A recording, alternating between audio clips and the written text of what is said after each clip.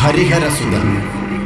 പാലാഴി മഥന സമയത്ത് ഉയർന്നു വന്ന അമൃതകുംഭം അസുരന്മാർ കൈക്കലാക്കി. അമൃത് കഴിച്ചാൽ അസുരന്മാർക്ക് അമരത്വം ലഭിക്കുമെന്നതിനാൽ ദേവന്മാർ ഭഗവാൻ ശ്രീ മഹാവിഷ്ണുവിനോട് സങ്കടം അർപ്പിച്ചു. ദേവന്മാരുടെ കരളയിലേക്കുന്ന പ്രാർത്ഥനയാൽ മഹാവിഷ്ണു മോഹിനി രൂപം പൂണ്ട് അസുരന്മാരെ വശത്താക്കി അമൃതകുംഭം വീണ്ടെടുത്തു. സൗന്ദര്യത്തിന്റെ അവസാന വാക്കായ മോഹിനി രൂപം ഒരിക്കൽ കൂടി കാണുവാൻ ശ്രീ പരമേശ്വരൻ ഭഗവാൻ ശ്രീ മഹാവിഷ്ണുവിനോട് ആഗ്രഹം പ്രകടിപ്പിച്ചു. മോഹിനിയുടെ സൗന്ദര്യത്തിൽ ആകൃഷ്ടനായ മഹാദേവൻ മോഹിനി സംയോഗം നടത്തി കലിയുഗവരതനായ സാക്ഷാൽ ഹരിഹരസുതൻ പിറവിയെടുത്തു.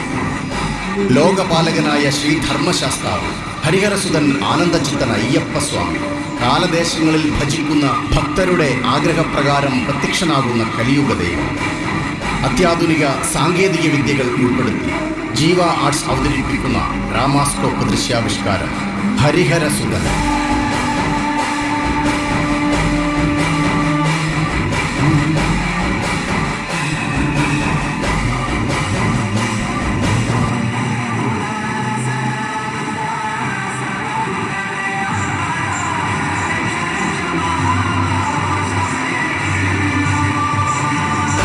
ലോകപാലകനായ ശ്രീഹരിക്ക് പ്രണാമം.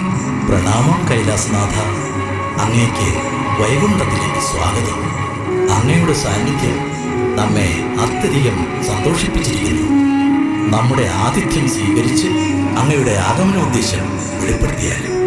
വൈകുണ്ഠനാഥ, അവിടുന്ന് എല്ലാറ്റിൻ്റെയും പരമസത്ത തന്നെ. അങ്ങിൽ നാനാത്വം ദർശിക്കുന്നത് അജ്ഞാനികൾ മാത്രമാണ്.